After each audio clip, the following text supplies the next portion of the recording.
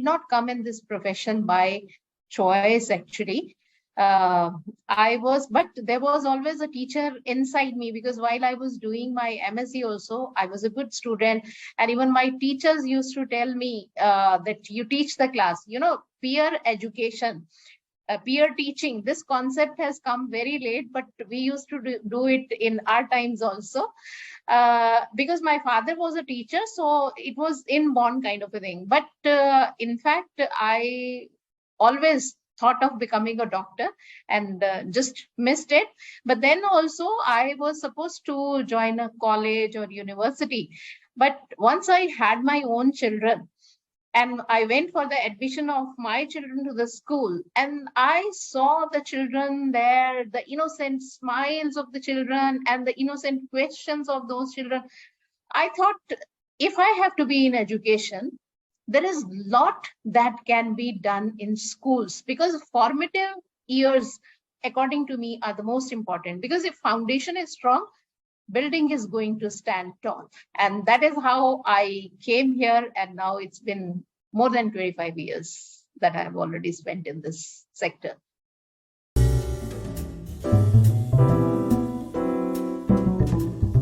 Talking about the results, first of all, I would say that I don't consider only academic score to be, the only score, because holistic development, that is the most important thing. And that's a process, not the product. We consider, examination and result as a product only. But at the same time, talking about, as you said, about kind of challenges, structurally, if we say, because there were two terms, right? So managing the school with those two terms was a challenge. Managing the school for rest of the classes, I would say, not the board classes, because they were going to appear for their exam. But if you talk about the structure of assessment otherwise, the kind of question papers which were put in, I would say otherwise it was a welcome step, that competency-based questions, like if we talk about the multiple choice questions, so it is a choice that you have to make.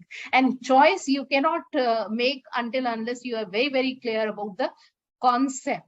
And that's what, in fact, the NEP is talking about. Concept-based, competency-based, skills-based, something that you can do. So something that you can apply. So I think it was more towards that.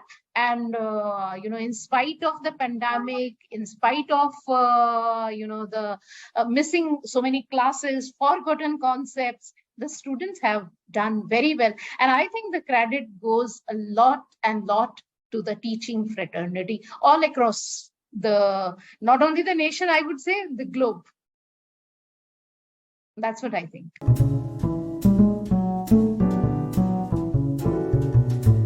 I need to talk to the elders, because it's there in the mindset. We don't have the growth mindset. We have a very, very narrow vision. The parents and the teachers and the elders, we talk to them about the marks only. We talk to them about the academic scores only. We talk to them about the success right from the beginning. Right from the beginning, we just do that. We do not teach them that failure is not a failure. You can't say it is a failure. It is just a learning. From the failure, they should be, we have many activities, like fail toss is one of the activity that we do in the school, where we tell them that on one side you have to write your failure, on the other side you have to write about the learning that you had from that failure, and whether that learning is still there with you or not. And there is another activity that we do. It's kind of, flip card activity, where what we do, we tell them to make good smileys on the first page, good learning, good experience. Good experience and good learning. And second one is bad experience, but learning that you are carrying till today. That growth mindset, first of all, the parents need to have, the teachers, they need to have. Everybody says, we are taking assessment just as an output for labeling the children, not as a critical input for improving the children. I think that's the most important thing. Instead of telling them that you have failed here, you can improve here. There is a scope of improvement, and this is how you can do. I think inculcating that growth mindset, it is very important, because that's the only thing which is going to bring resilience amongst the students, and which is the need of the hour in such a challenging world. So that's what I think. And there are many activities that we do, but yes, I do agree with you that telling them that it's okay to fail. It's okay. You can move on. You can learn from your mistake. That's very important.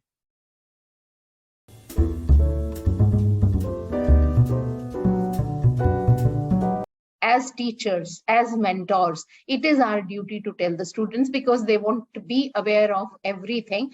They need to be aware of that holistic development is very, very important. They should be taught about that those partnership 21 skills, the 21st century skills, along with the core subjects. It is very important to have all those skills, learning skill, literacy skill, life skill. Everything is important. They not only need to be told, it needs to be integrated in the curriculum. In fact, the entire curriculum, I would say, and when I say curriculum, I'm not talking about the academics only. I'm talking about the co-curricular activities. I'm talking about the sports, and I'm talking about any kind of, community reach, or any activity that we are doing in the school. We should map it. We should map it either with the values, we should map it either with the sustainable development goals. Who is going to teach them about the sustainable development? How would the world survive? How would, it's only if we tell them. And actually, children, they don't know. We tell them that because there should be no poverty, because there should be zero hunger, it is very important for all of you to donate. Because we need good health for the globe, it is very important for you to take the breakfast. Because physical health is important, we all have seen in the pandemic, nothing was more important than health. We need to tell them how important is the physical activity. So in fact, not only to be told, walk the talk. So it is to be integrated in the entire curriculum. That is what I feel. And again, I would say there is another most important thing, which is sharing your vision. This is my vision. My teachers are supposed to know it. My students automatically will know it. I was listening to Satguru one day, and he said that these days the parents have left parenting also on the schools. So parents need to be told. That's what is very important. So sharing that vision with the parents, with the community is very, very important, because the development of the child, the growth of the child, it is the joint responsibility of all of us. So all should be there on the same page. We should be looking in the same direction. And that's what is the vision.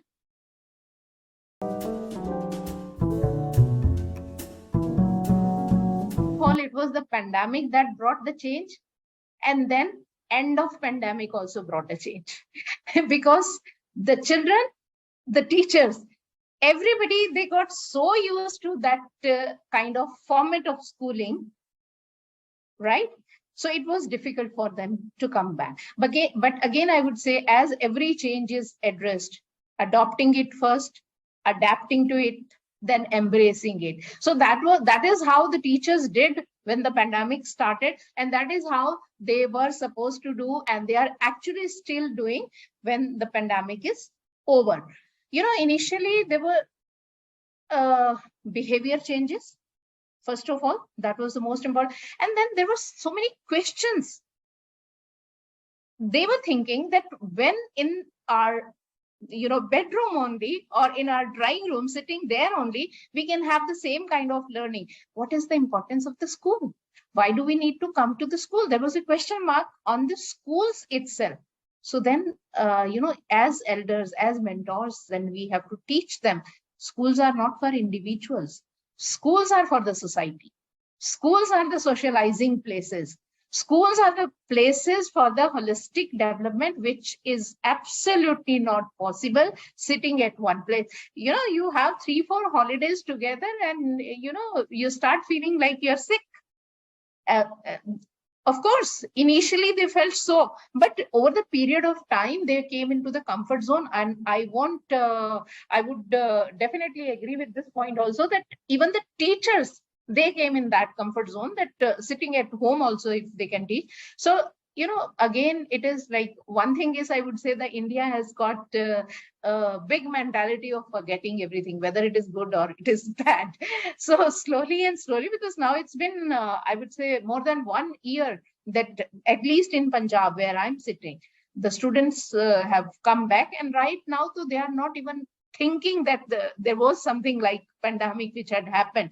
So that way they have come back normally. But definitely learning loss was there. And learning loss was not only because of the missed classes, only because of that period that they missed. It was because of the forgotten concepts also, because they forgot many things. And subjects like science and mathematics, where continuity has to be there, forgetting is not good. I mean, you cannot go to, if a child is coming to me in class 5 and was sitting at home at class 3 level, so that gap is to be bridged. So what we have done, when this classes started, once the classes started formally, properly, we made a bridge course that was completely for 1 month. Week wise, we identified, first of all, we identified those areas wherever the gaps were there, and also those areas which are very important to go to the next steps. So we made a bridge course. First, we did that bridge course, and after that, we moved ahead. And of course, the work of the teachers, the work of the principal, the work of education, the work of the parents also, I would say, because now they are becoming equal partners. Earlier, it was everything is to be done by the school, but now, of course, many of them, they are understanding that.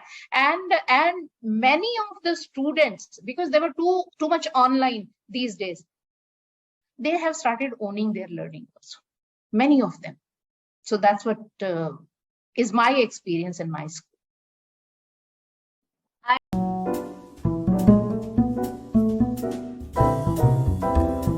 Because I think holistic development they should look for. They should not be looking for that this particular school is producing the children who are getting 98%, 90, because as a school, it is my responsibility that learning happens for all. That's number one. I mean, if somebody is at 90, should definitely go to 95. If somebody is at 40, should go to at least 50. That's my responsibility. I mean, my means the school's responsibility, of course, academic, but holistic development, that's very important. Skill education is very important. It's not the degree, it's not the certificate which is going to speak for me. It's the skill. What I can do is something that is going to speak. So a school that is taking, I mean, that is relating the concept, the content to the real life situations, a school who is sending the children to internships, a school who is into too much of vocational education, a school that is making the students independent learners, a school that is making the students decision makers, giving them kind of entrepreneurial skills, because in the times to come, jobs are going to vanish. I mean, the jobs which are existing today may not exist tomorrow. So we cannot prepare our children for those particular jobs ki aap doctor ban jana, aap engineer ban jana. Gone are the days when we used to ask our children, bade hoke kya banoge? So it's not that time. So they have to navigate their path in those unknown and hidden tomorrows. So we have to make our children competent enough so that they can do it. So I think the parents should look for the alumni of that school. That's what I would say. What are the alumni doing? Whether they are in the MNCs or even if they are doing something on their own, how successful they are, right? That's a The day before yesterday, results were declared. The students were coming today, because on Saturday, because of some reason, I was not there in the school. Students were coming to the school without fail. Students with their parents, when they came, they were like, ma'am, we are very happy that we scored so well, but we are actually sad that we are leaving the school. And the parents were like, ma'am, this child is here right from nursery. When the child comes home, he is always very happy. He is joyful. He is laughing. And when, as relatives, whenever we meet the children, they say, oh, yeah, I don't want to go to school. And my children say, I don't have to miss the school. So that's the success. Of course, I must have got maybe 17 or 18 awards. Won't matter at all. The award is written on the faces of my children. The award is written on the faces of my teachers. When I feel that they are happy, they have a kind of workplace where they're enjoying, where they're growing. That's where they have the freedom also. They are the kings and queens of their classes. So I don't interfere with them in the classes, but of course I have certain policies because of which actually probably they grow. I think that is the biggest success for a school principal, that you can create a family out of a school. Because let me mention here, we have a program which we call as Sarthi. I mean, now I'm having goosebumps, and Sarthis are my support staff, my maids, my helpers, my peons, my security guard. We call them as Sarthis. They are our Sarthis. I hope you know कि अर्जुन जी के सारथी कृष्ण जी थे. सारथी जो हमें आगे लेके जाते हैं. And believe me, we have many programs for them. We have their annual function. Can you believe it? We have their annual function. We have yoga classes for them. We have, in fact, literacy classes for them. So, making the school a family, I think, is the biggest success for principal.